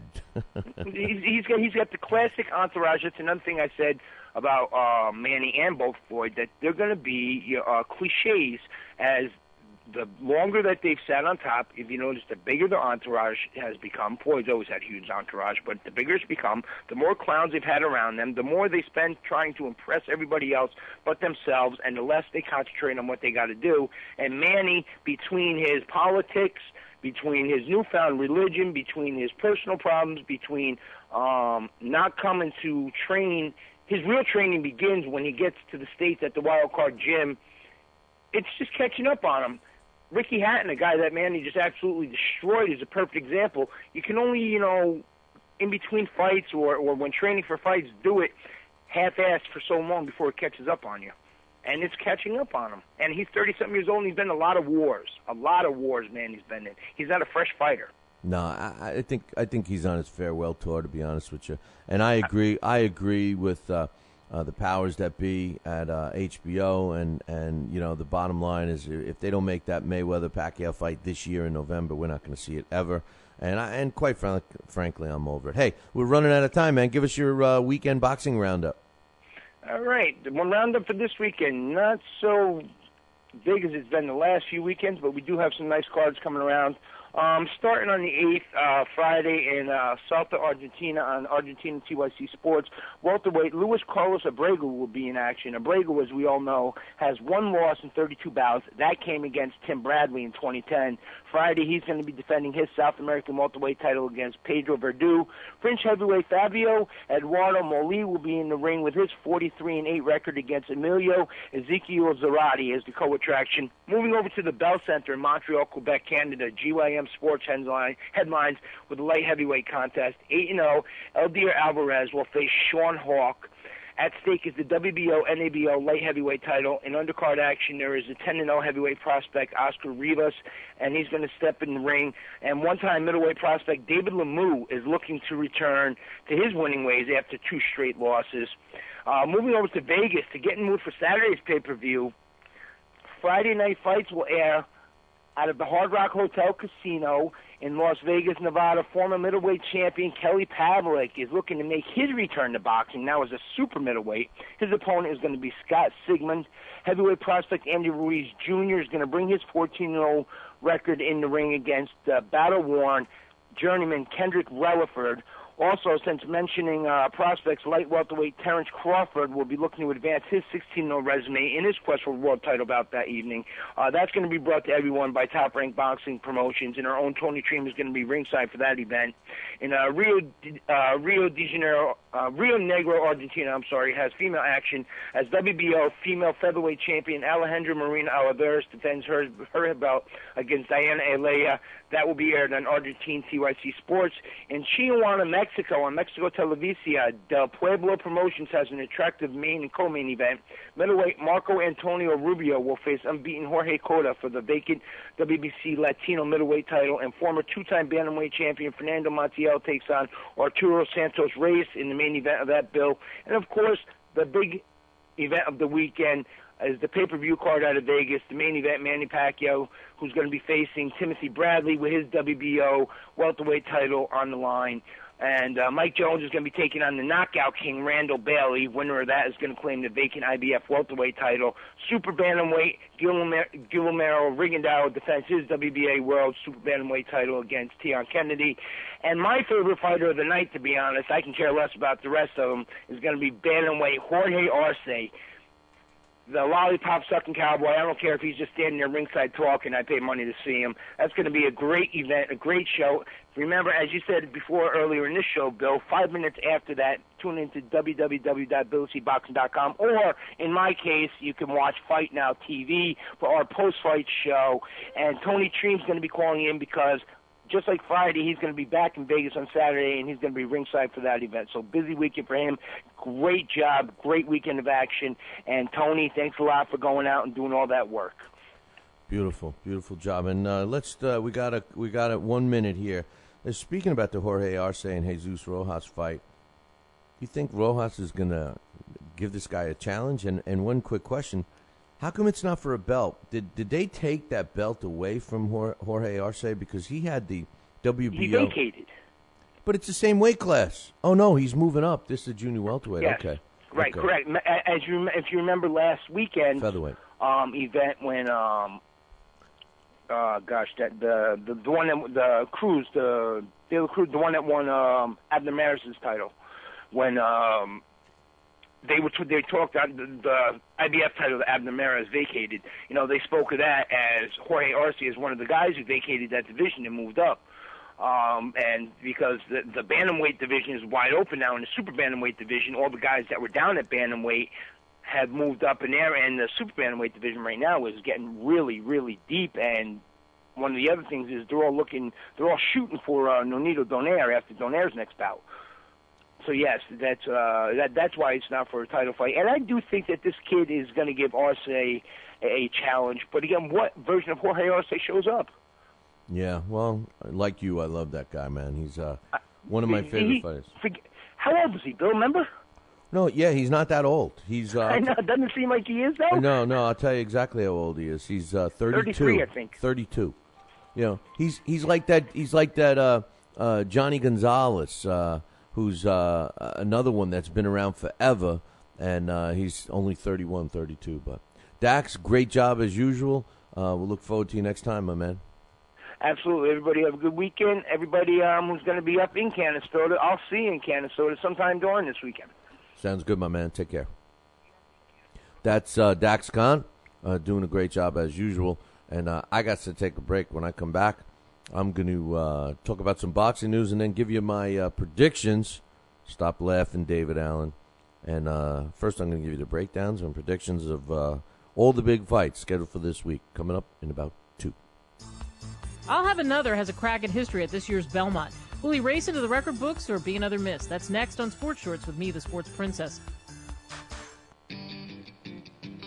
Want to put some wild in your weekend? Come to the all-new Mesquite Pro Rodeo. Corral seats start at just $12, and kids are always half price. Get your tickets in Kroger stores and save $5. Come early for the famous Bubba Barbecue Dinner. The city ends and the Wild West begins at air-conditioned Mesquite Arena, I-635 and Exit 4. It's 7:30 Friday and Saturday. This is the official rodeo of Texas. The Triple Crown has eluded some great horses over the years, like Smarty Jones, the underdog thoroughbred who won over the hearts of the racing world by snagging the Kentucky Derby and the Preakness with the chance back in 2004 to grab the elusive crown, losing in New York by a length. 7 horses in the last 13 years have arrived in the Big Apple, winning 2 legs of the crown. All have fallen short at the finish line. The last Triple Crown winner, in fact, was affirmed in 1978. I'll Have Another would become the 12th horse to win the Triple Crown if he takes it home first in the 1.5-mile race. The odds don't favor this Cinderella horse, however, that was bought for a mere $35,000. But I'll Have Another has shown an amazing kick during this 5-week stretch and might surprise the odds makers in the end. This is the Sports Princess with Sports Shorts. Talking Boxing with Billy C. Every week, 2 hours of the best boxing talk on the radio. Mike Tyson looked like he put on some pounds. He was fat. He went into McDonald's and he just said to them, hey, give me 6 of everything on the menu. He put on 2 watches and covered 2 time zones. I'm talking fat here. Got on a scale the other day and it said, come on, one of you guys got to get off. Last thing I heard is that he jumped into the ocean and he left a ring around the continent. He's fat. Boxing with Billy C. Now back to Talking Boxing with Billy C. He may not have an Excellence in Broadcasting award, but the night's still young. And he's got martinis. So you never know what may be by morning. It's Talking Boxing with Billy C. Talking Boxing with Billy C. The one, the only, Don King. Makes me feel good, Billy, to have you, the number 1 show in the country, Talking Boxing with Billy. So I invite each and every American that's listening to this great show to tune in, because we want you to be there with Billy and me. St. Jimmy's coming down across the alleyway, up on the boulevard like a zip gun on parade. Lights on the silhouette, he's disappointed net, coming at you on the count of 1.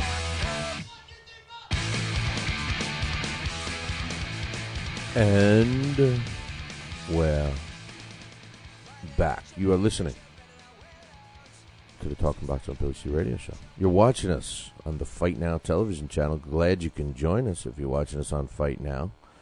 If you don't have Fight Now, you got to call your local television provider, whether it's satellite dish or cable, and tell them that you want the Fight Now channel added to your sports channel lineup. Don't forget, immediately following the Manny Pacquiao-Timothy Bradley fight this weekend, tune in to Fight Now TV and check out the Billy C post-fight show. That's right. We're going to be talking to several guests who are going to be ringside. We've got some other special guests showing up. And the most important thing is we're going to be talking about your comments in the chat room. So make sure you visit the BillyCBoxing.com chat room as soon as the fight is over. As a matter of fact, if you want to start chatting in there, go in there before the fight's over. Start talking about the fight in the chat room. And by the way, we will be opening up the phone line, so get in there early and listen for the go ahead and call now. You know, that's what I'm going to say. But anyway, you know, Ricky Hatton was one of my favorite fighters when he was active. And, you know, he's becoming one of my favorite promoters now as he's in his retirement years at the young age. One of the proof of the puddings, so to speak, is his next show coming up, which is next weekend, June 16th. It's called Road to Glory. And, man, it's got a lot of really good fighters on this card, including two giant heavyweights, Lucas Brown and Richard Towers, who are going to showcase their stuff. These two guys have been sparring each other, preparing for the event. We have a cool little article written up on BillyCBoxing.com. Check that one out when you get a chance. But the main event is going to be Scott Quigg against Rendell Monroe for the vacant interim WBA super bantamweight crown. And also on that card is Ryan Rhodes against Sergey Rabenchenko, who's going to be these two guys are going to be fighting for the vacant European junior middleweight crown, as well as the British middleweight champ Martin Murray is taking on Karim Anchar from France. So between a bunch of young fighters and some proven fighters fighting for belts, what a great card that is. That's going to be taking place June 16th June 16th, Saturday, June 16th in Manchester. So make sure you check that one out. Danny the Green Machine Green. That machine is broken, man. That machine's outdated, and that machine shouldn't be fighting. But nay, he is. He claims that he's going to be continuing his career, and he was announced yesterday in a press conference. You know, every time Danny Green says anything, he has this big press conference. You know, it's like, Danny Green, oh, you know what? I think I'm going to have Fruit Loops for breakfast. Let's set up a press conference. I need to tell everyone that I'm putting down the Raisin Bran, and I'm going to be having Fruit Loops. Yep. Let's have a press release. Let's have a press conference, then do a press release. But this time, the press release was the Green Machine, who's sitting on a record of 31 wins, 5 losses, 27 coming by knockout, who, incidentally, in his last fight, was fighting one of the top cruiserweight fighters in WBC champ Krzysztof Władysław. And he was actually, according to all the judges, was winning that fight until Władysław knocked him out in the 11th. He's moving back down to a weight that he should have been in for several years, I guess. And remember, that's how Tarver got his title. You know, he beat Danny Green for his IBO title. Danny Green is going to be taking on Danny Santiago. Now, I refuse to call him the Bronx Bomber because there's only one Bronx Bomber, in my opinion, and that's Alex Ramos. But Danny Santiago, 31 wins, 5 losses, and a draw. They both have very similar records. Santiago's got 19 knockouts. That's who's going to be coming into Australia on July 25th to fight Danny Green. Come on, man. Say when. Somebody twist his arm and make him say when, will you please? Manny Pacquiao, Timothy Bradley, the fights this weekend. We all know that. Today, now tomorrow we're not going to be doing a live show, but all of the Fight Now viewers and people that have that on the TV dial, they'll be getting the show as well as all the radio affiliates, so fear not. But today, there's some stuff going on for the Manny Pacquiao Timothy Bradley fight.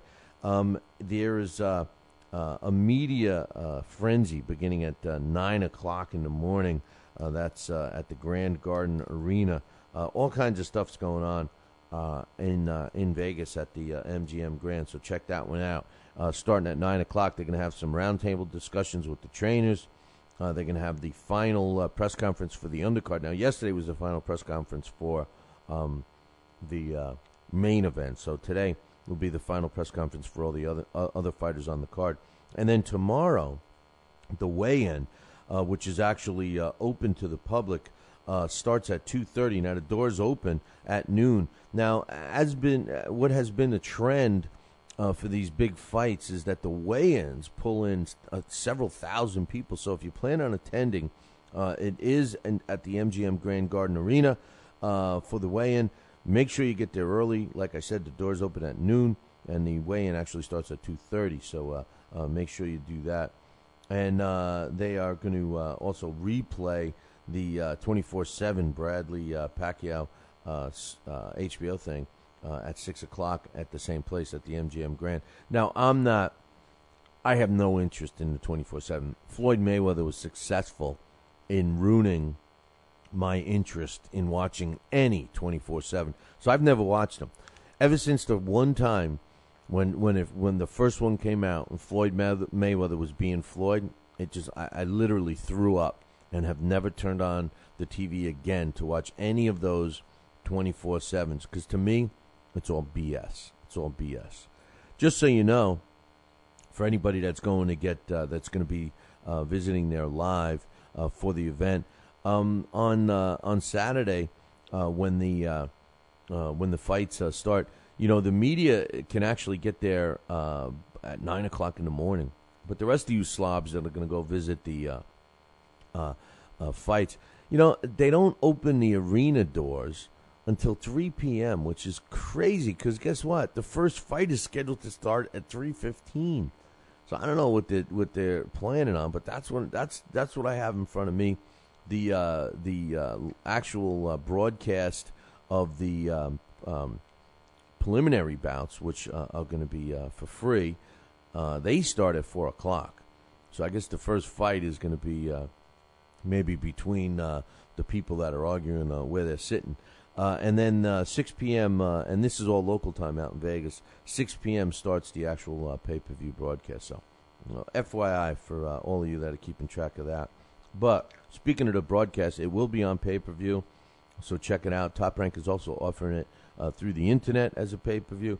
Now, I've been vocal about people offering the pay-per-view on the internet. I hate pay-per-views on the internet. I hate it.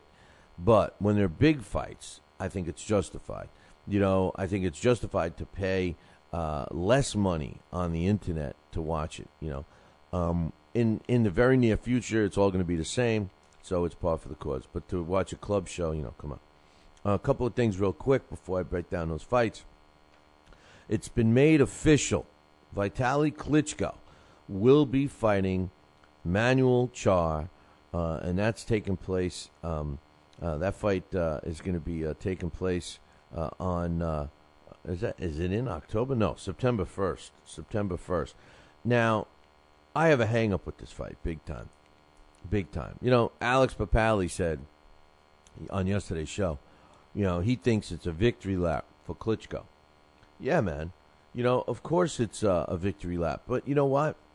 This guy, Manuel Char, he's undefeated, so I know on paper it looks good, but who the hell is he? I mean, typically, at least with Floyd Mayweather, he handpicks his opponents or whatever, but at least he does it strategically. He picks an opponent that's going to generate money. Manny Pacquiao handpicks his opponents. He picks opponents that are going to generate money. How much money can Char generate, even though it's going to be in Russia or wherever, in the Ukraine, actually, I'm sorry. But even though it's going to be there, come on, man. Yeah, he's undefeated, 21-0. He's got 11 knockouts. He's fought 112 rounds as a pro with a 52% knockout ratio. He's young, 27 years old. He's not that little either, 6'3.5". Now, 6'3.5", to give you perspective, Chris Arreola is 6'4". 6'4". And we saw what the size discrepancy looked like when he fought Klitschko. So, Manuel Char. Now, you look at Manuel Char's record. Sherman Tank Williams, he fought in 2009 and went the distance with him. Owen, what the heck are you still fighting for? Beck, he fought in 2010 in January. Took him 10 rounds. It was the last round that he stopped Beck. Beck has been destroyed by bartenders. There's a guy that gets knocked out in as soon as somebody hits him. And Char struggled with him. Zach Page, you talk to many people who witnessed that fight. Zach Page should have won. And instead they gave the decision to Char, a majority decision, 8-rounder back in December 2010. He fought the faded Danny Williams and stopped him in 7. So I mean, this is a guy that just does, in my opinion, is a real easy layup.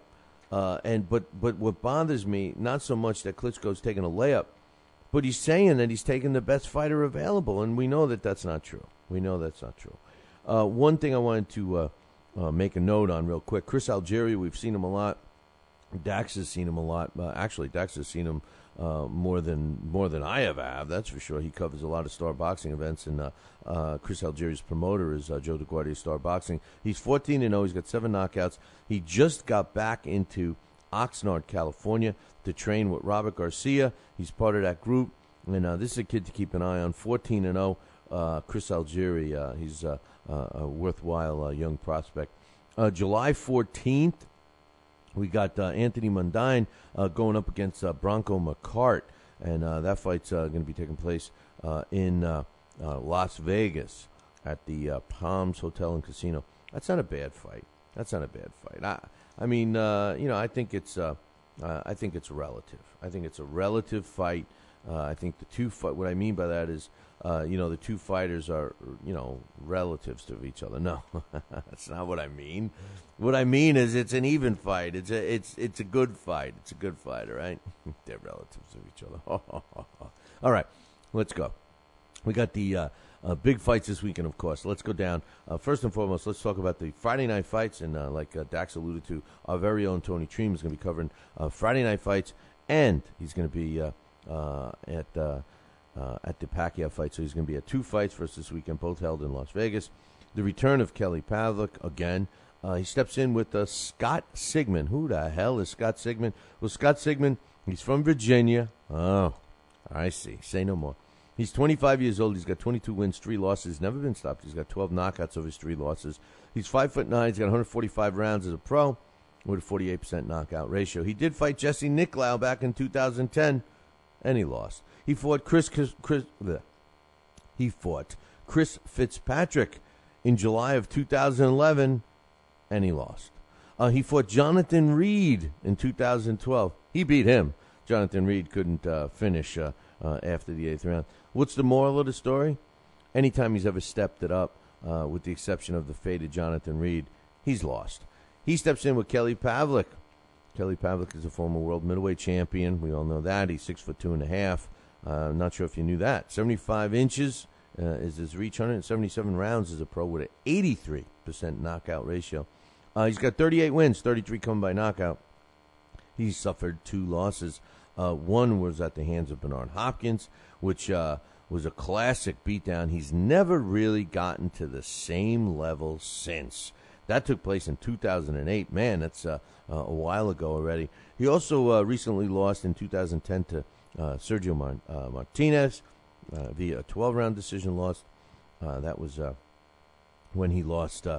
He had regained, he had gotten a shot at his title, and he lost out. Actually, it looks like he regained that title after the Bernard Hopkins loss. He beat Marco Antonio Rubio because I think maybe only one belt was on. I forget about that. But nonetheless, since his loss to Martinez, he fought and beat Alfonso Lopez a year after the Martinez loss. And then this year he fought in March. Aaron Jocko was 15-2. He stopped him in 2. Who's going to win this one? What do you think? Kelly Pavlik's going to win. This may be a fight that's going to catapult him into a title shot. Many people, including myself, believe that they are going to set up, should he get by Sigmund, which I'm sure he is. I believe that they're going to set up a Jermaine Taylor fight with him. It will sell, and then the winner of that fight might get in line for a title. You watch. The next fight I'm going to talk about is Guillermo Rigondeaux. And this is all going to be on the Pacquiao card. Guillermo Rigondeaux against Tion Kennedy. Tion Kennedy, 17 wins, 7 coming by knockout. He's got a loss. Didn't get stopped, but he does have a loss. He's got 2 draws. He's 25 years old, 72-inch reach, 5'5" tall, and he's got 136 rounds as a pro with a 35% knockout ratio. His last 2 fights is where he picked up a draw and a loss. Christopher Martin, and he fought to a 10-round majority draw. That was in January of this year. And prior to that, he fought in August of last year against Alejandro Lopez and lost a 12-round decision. He did beat Jorge Diaz for the USBA Super Bantamweight title back in March of 2011. He's fought some tough guys and beaten some tough guys like Jose Angel Berenza and Francisco Rodriguez. He also had a fight. Now, this is a fighter that you look at this guy's record and you think he's bad, right? He fought him in 2009 and that was where he picked up his first draw. It was a majority draw. The kid's name is Lanti Addy. Lanti Addy is a badass. Let me tell you, at 8-4, Lanti Addy, if this kid had any kind of protection, we'd be talking about him today as a world champion instead of some of the other ones. So I give Tion Kennedy credit. Tough Philly fighter. Gets a lot of good sparring. What's he doing? He steps in with the creme de la creme as far as Cuban fighters are concerned, with the exception of Yuriorkis Gamboa. Guillermo Rigondeaux, I believe, has the most amateur fights under his belt. He's 31 years old. He's only got 9 professional fights under his belt, but that doesn't mean he's not a world champion. He won the world championship way back in 2010 against Ricardo Cordoba. If you guys remember that one, it was a split decision 12-round win. He followed that with a first-round annihilation of Willie Big Bang Casey back in March of 2011. And in his last fight, he beat Rico Ramos, who actually, those first 2 title bouts were interim belts, and he actually won the real belt from Rico Ramos after stopping him in the 6th round. Who's going to win this one? Well, in my opinion, Tion Kennedy's a tough kid, never been stopped, but Guillermo Rigondeaux is going to beat him. I'm picking Guillermo Rigondeaux in that one for sure. And what might be an entertaining fight, but Rigondeaux will take over. Next fight, Mike Jones going up against Randall Bailey. Mike Jones is undefeated, 26 wins, 19 come by knockout. He's got no losses. This is for a vacant IBF welterweight title. He's 6 foot tall. He's got 72-inch reach, 122 rounds as a pro with a 73% knockout ratio. He does have wins over Jesus Soto Carras. He's got a win over a veteran in his last fight, December of last year, Sebastian Andres Luan, Irvin Garcia. I mean, the usual guys that you would expect to see. Henry Brussels was a big win. This kid shows us some talent. He's got some speed, MJ.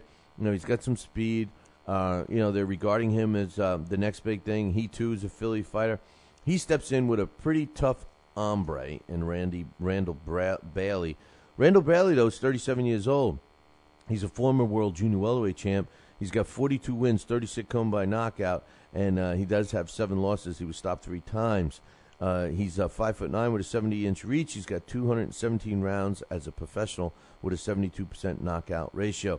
This guy has freakish power. His last loss came at the hands of Juan Urango in what was a battle, man. If you didn't see that fight, go back and watch that fight. Talk about trading punches in that one. Juan Urango was lucky to come out on top. He ended up stopping Bailey in the 11th.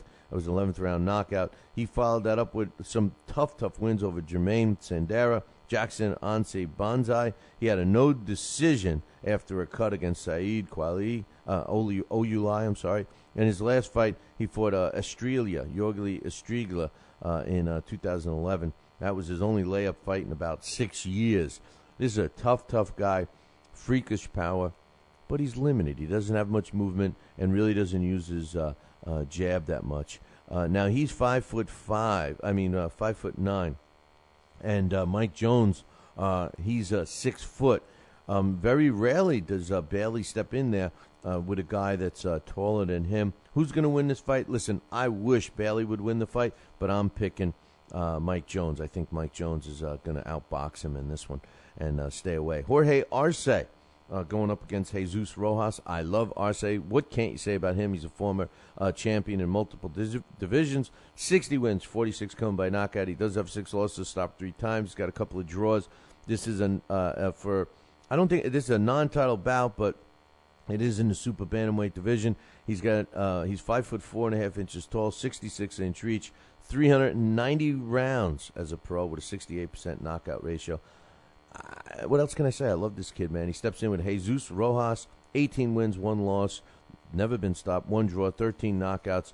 He's got 82 rounds as a pro, 65% knockout ratio. He's 25 years old. Who's he fought? No one. His only fight against anyone of note was Jose Luis Arrazia, which was his last fight in January. That was a draw. He did also fight Jose Angel Baranza in 2008. That was a loss. All the other wins against non-notable fighters. I'm picking my man Arce to win the fight and get another shot. The main event, Timothy Bradley against Manny Pacquiao. We've talked a lot about it. Timothy Bradley, I love him. Class act in and out of the ring. He's the WBO junior welterweight champ. He's undefeated, 28-0 with 12 knockouts. He's 28 years old, 5'6", 69.5-inch reach. He's 194 rounds of pro with a 41% knockout ratio. This guy busted onto the scene when he won his title against Junior Witter in Nottingham. He's done nothing but look great since then. He had that one weird fight against Nate Campbell. He did fight at welterweight one time, and that was against Luis Carlos Abreu in 2010.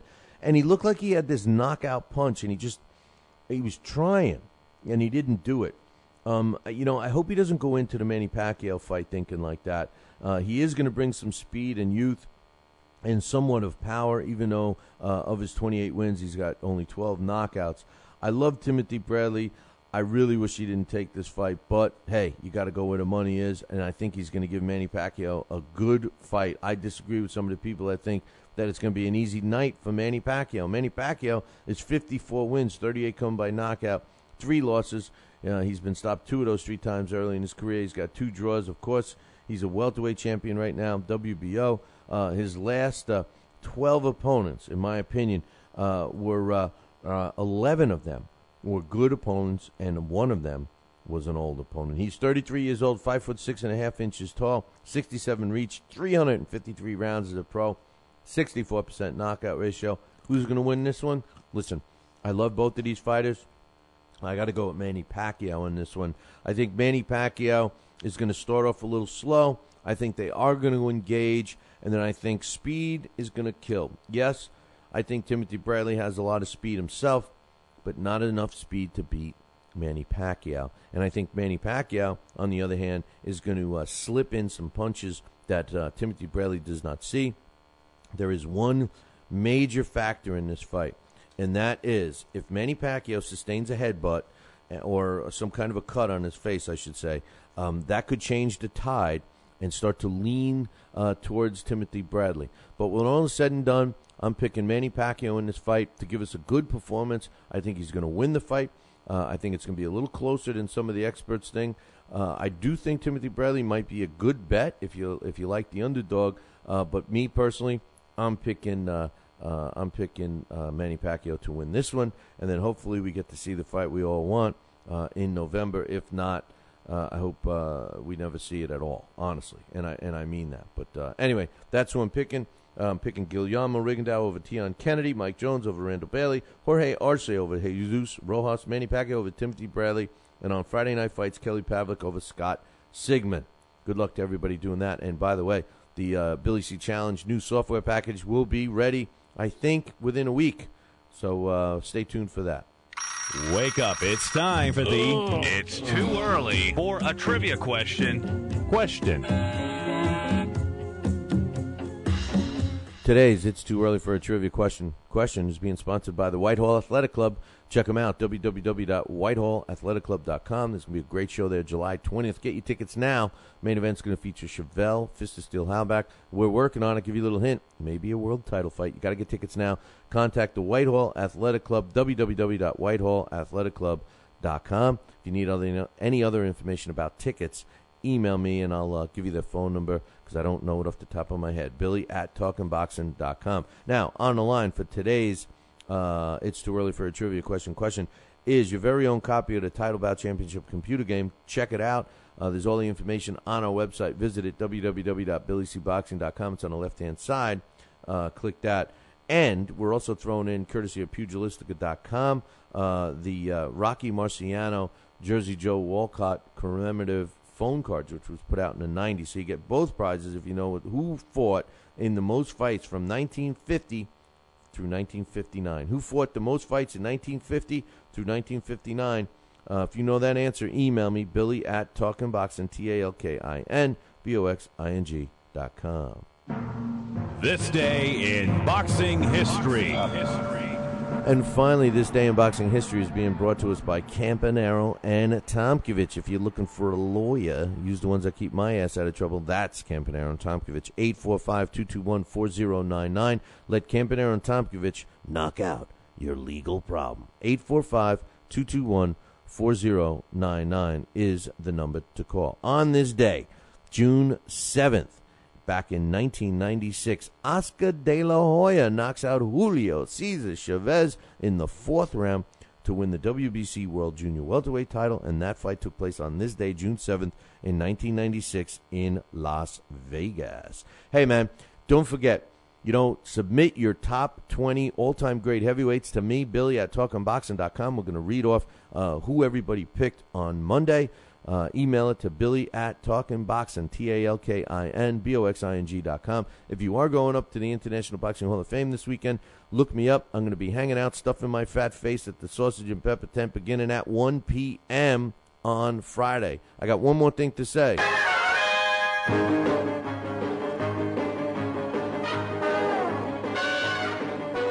Make sure you tune in tomorrow, same bat time, same bat channel, the Fight Now channel, of course. Call your local television provider, tell them you want the Fight Now channel added to your sports channel line. It's that simple. For all the information, find it at their website, www.fightnow.com. See you all later. Ciao, baby.